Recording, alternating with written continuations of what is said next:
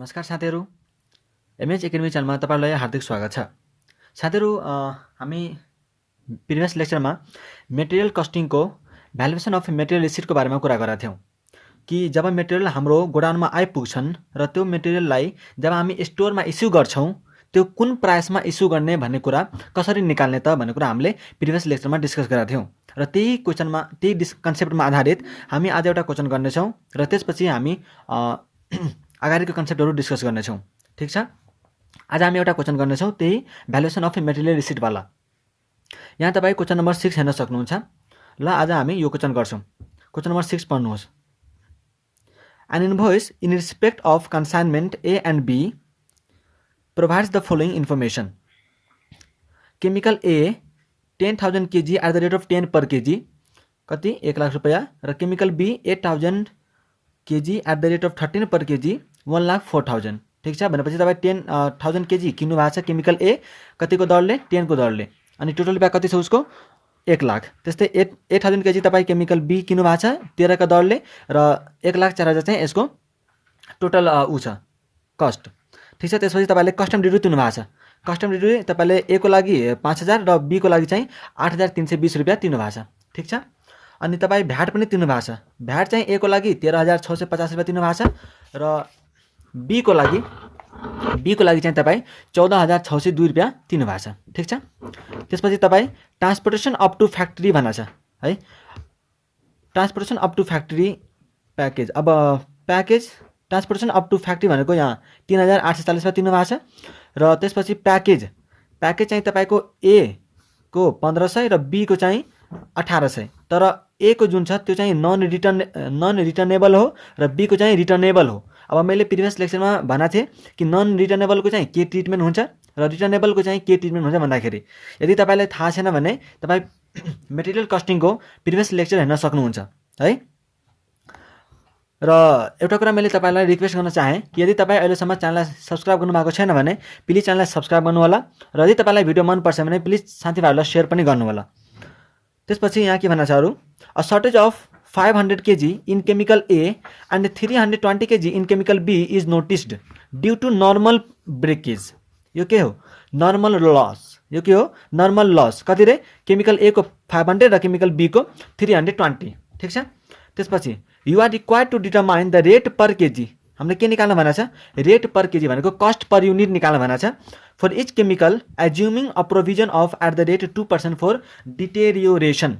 भनेको मतलब यति त हामीलाई लस भएकै हो। यो 500 र 320 केमिकल A को चाहिँ 500 र केमिकल B को चाहिँ 320 लस भएकै हो र यसले के भनेको छ भन्दाखेरि अझै 2% लस हुने चान्स छ। अझै 2% लस हुने चान्स हो। त्यो पनि प्रोभिजन बनाएर अनि क्वान्टिटी निकालेर बल्ल हामी कस्ट पर युनिट क्याल्कुलेट गर्छौं।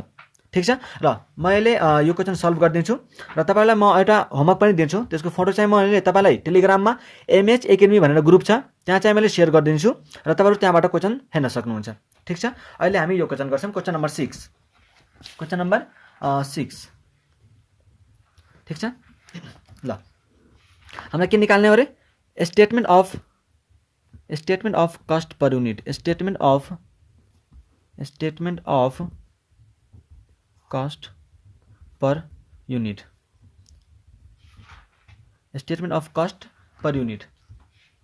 देखिए statement of cost per unit. ठीक है, पार्टिकुलर्स अनि केमिकल्स।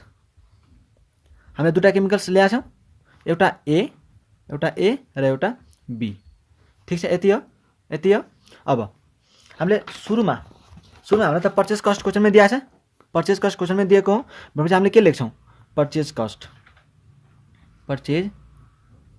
कति 1 लाख चाहिँ केमिकल A को रहेछ अनि 1,04,000 चाहिँ केमिकल B को रहेछ। यति हो। अनि त्यसपछि हामी यसमा के जोड्छौं? Custom duty plus custom duty. Custom duty हेर्नुस् त, A को लागि कति रे? 5,000 अनि B को लागि कति? 8,320। 8,320। ठीक छ, त्यसपछि अझै हामीले के जोड्छौं? यसमा भ्याट जोड्छौं। हो, हामीले के कुरा गरेका थियौं? पहिला हामीले के कुरा गरेका थियौं कि यदि भ्याट रिफन्डेबल छ भने के छ अरे, यदि भ्याट रिफन्डेबल छ भने यो चाहिँ कस्टको पार्ट हुँदैन। तर यहाँ के उसले भ्याट रिफन्डेबल छ कि नन रिफन्डेबल छ भनेर भनेको छ र क्वेसनमा हो। जबसम्म क्वेसनमा भ्याट रिफन्डेबल छ भन्दैन नि तबसम्म हामी त्यो भ्याट नन रिफन्डेबल भनेर एज्युम गर्छौँ। ठिक छ। सो भ्याट ए को लागि कति तिरेको छ, भ्याट ए को लागि क्वेसनमा कति तिरेको छ 13,650 अनि बी को लागि चाहिँ तपाईँलाई यतातिर दिएको हो 14,602 14,602 यति हो। त्यसपछि हामी अरू के जोड्छौँ यसमा, अरू के जोड्छौँ, एउटा अर्को कस्ट के दिएको छ हेर्नुहोस् त यहाँ ट्रान्सपोर्टेसन अप टु फ्याक्ट्री भनेको छ। ट्रान्सपोर्टेसन अप टु फ्याक्ट्री कति रे 3,08,40। अब यहाँ एउटा कुरा मैले तपाईँलाई सोधेँ ट्रान्सपोर्टेसन अप टु फ्याक्ट्री त भनेको छ तर यो चाहिँ केमिकल ए को हो कि केमिकल बी को हो भनेर खुला आएको छैन। ट्रान्सपोर्टेसन अप टु फ्याक्ट्री भनेर 3,840 त दियो तर कुनको हो यो त, मैले ए को लागि तिरा हो कि बी को लागि तिरा हो भनेर भनेको छ र, भनेको छैन। सो हामीले के गर्नु पर्यो यसलाई ए र बीमा चाहिँ एलोकेट गर्नु पर्यो, ए र बीमा के गर्नु पर्यो एलोकेट गर्नु पर्यो के को बेसिसमा। हामी ट्रान्सपोर्टेसन कस्ट के को आधारमा दिन्छौँ भन्नुहोस् त ल तपाईँहरू, ट्रान्सपोर्टेसन कस्ट हामी के को बेसिसमा दिन्छौँ, वेटको आधारमा दिन्छौँ नि। फ्रेट भनेर बुझ्नुहुन्छ नि होइन, फ्रेट भनेको हो यही हो, यो के हो फ्रेट हो। अब यो फ्रेट हामीले के को आधारमा दिन्छौँ त वेटको आधारमा, क्वान्टिटीको आधारमा, उसको क्वान्टिटी कति छ हो त्यही अनुसारले हामी त्यसलाई ट्रान्सपोर्टेसन कस्ट तिर्छौँ। भनेपछि यो 3,840लाई ए र बीमा कसरी एलोकेट गर्नु पर्यो त वेटको आधारमा। अब ए को वेट कति रे 10,000 अनि बी को वेट कति 8,000 भनेपछि यसलाई हामीले के गर्छौँ ट्रान्सपोर्टेसन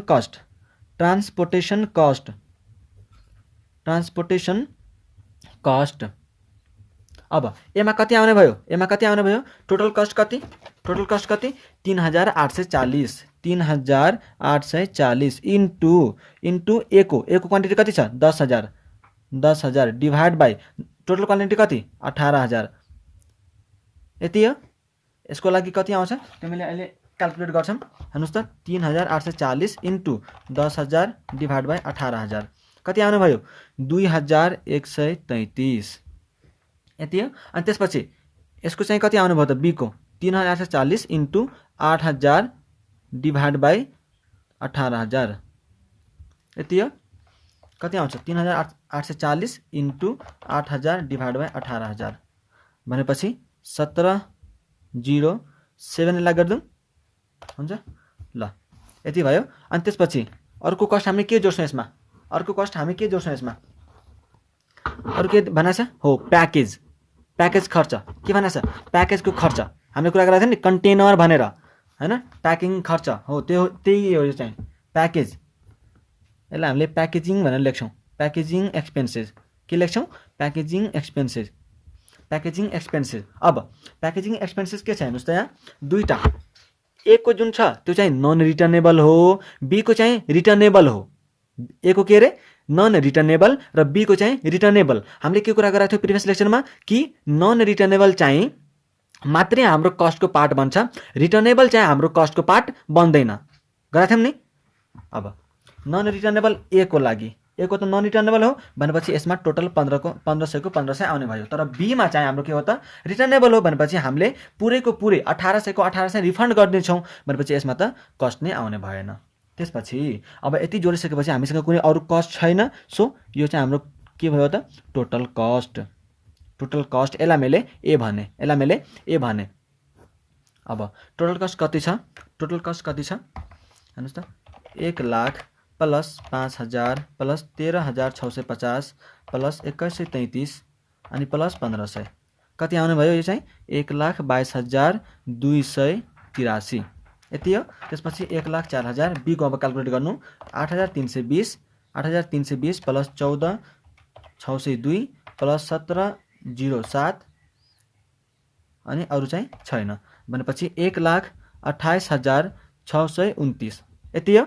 अब हामीले निकाल्न के भनेको छ कस्ट पर युनिट निकाल्न भनेको छ नि क्वेसनमा कस्ट पर युनिट। अब त हामीले टोटल कस्ट निकाल्यौँ, अब हामीलाई के चाहिन्छ टोटल युनिट चाहिन्छ, हामीले के चाहिन्छ अब टोटल युनिट हो। अब हामीले वर्किङ नोट गर्छौँ, एउटा वर्किङ नोट गर्छौँ यहाँ हामीले निकाल्छौँ क्याल्कुलेसन अफ इफेक्टिभ क्वान्टिटी र साथीहरु यदि तपाईं प्रिभियस लेक्चर मेटेरियल कस्टिङको प्रिभियस लेक्चर हेर्नु भएको छैन भने प्लिज गर्न हेर्नु होला है, प्लिज गरेर हेर्नु होला। मैले तपाईलाई के अरे सजिलो हुनलाई प्लेलिस्ट पनि क्रिएट गरिदिएको छु। तपाईँ त्यहाँ एउटा प्लेलिस्ट पाउनुहुन्छ कस्ट अकाउन्टिङ भनेर, त्यहाँ छ है, त्यहाँ गएर हेर्नु होला। अब भन्नुहोस् त ल, मैले यहाँ के लेखेँ? गुड्स रिसिभ्ड, गुड्स पर्चेज्ड भनेर भनौँ। गुड्स पर्चेज्ड हामीले कति किना छौँ त? एक उसको चाहिँ ए को कति किना छौँ हामीले? ए को कति किना छौँ? 10,000 केजी। अनि त्यस्तै बी को कति किना छौँ? 8,000 केजी। यति किने हो, यति किनेको हो। त्यसपछि हामीसँग लेस के गर्नु पर्यो? नर्मल लस गर्नु पर्यो, नर्मल लस गर्नु पर्यो। अब नर्मल लस चाहिँ कति भनेको थियो क्वेसनमा? नर्मल लस कति भनेको थियो क्वेसनमा? हेर्नुहोस् त ल, यहाँ ए को चाहिँ कति रे? 500 केजी र बी को चाहिँ कति? 320 भनेपछि यसको चाहिँ कति नर्मल लस? 500 र यसको कति? 320। अब अझै हामीले यति नर्मल लस भइसकेपछि त हामीसँग यो त नर्मल लस भनेको बाटोमा हुने हो हैन? बाटोमा हुँदै बाटोमा चाहिँ नर्मल लस भएर हामीलाई चाहिँ सामान पुगेको छ। अब सामान कति पुग्यो होला त? गुड्स रिसिभ्ड भनेर भनौँ। गुड्स रिसिभ्ड कति? यहाँ चाहिँ 9,500 र यहाँ चाहिँ कति? 8,000 माइनस 320 गरेपछि 7,680 यति आयो। गुड्स चाहिँ हामीसँग कति पुगेको छ त? 9,500 ए को, यो चाहिँ ए को र यो चाहिँ बी को है। ए को चाहिँ कति पुग्यो हामीसँग? 9,500 र बी को कति पुग्यो? 7,600। अनि यसले क्वेसनमा के भनेको छ भन्दाखेरि कि अझै 2% अझै लस हुन्छ भनेर प्रोभिजन बनाऊ। के भनेको छ? अझै 2% लस हुने चान्स छ, त्यही भएर चाहिँ 2% अझै प्रोभिजन बनाऊ भनेको छ। अनि हामीले के बनाउँछौँ? प्रोभिजन फर डिटेरियोरेसन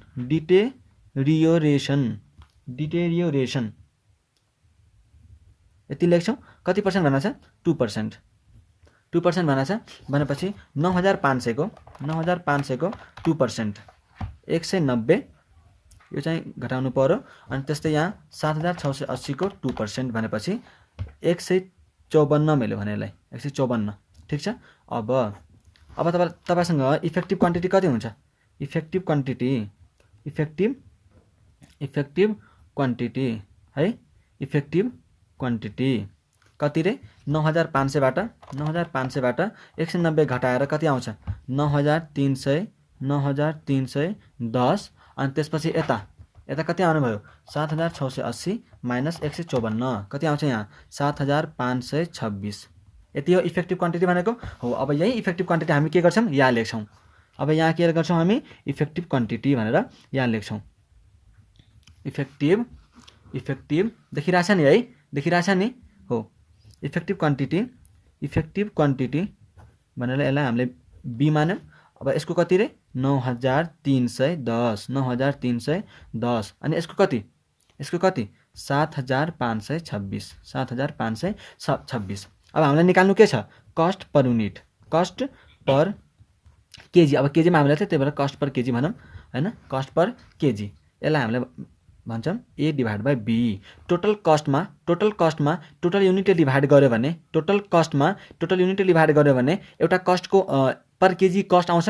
यो चाहिँ के हो भन्दाखेरि टोटल युनिटको कस्ट हो। र चाहिँ हामीसँग इफेक्टिभ क्वान्टिटी यति छ भनेपछि टोटल कस्टमा यदि हामीले इफेक्टिभ क्वान्टिटीले गर्यो भने हामीसँग 1 केजीको कस्ट आउने हो भनेपछि 1,22,283 डिभाइड बाई 9,310 गरेपछि कति आउँछ हामीसँग? 13.13 र त्यसपछि 1,28,629 डिभाइड बाई 7,526 गरेपछि कति आउँछ हामीसँग? 17.09। ठिक छ। यो हामीसँग के हो? यो हामीसँग के छ? Cost per unit. यति हो है।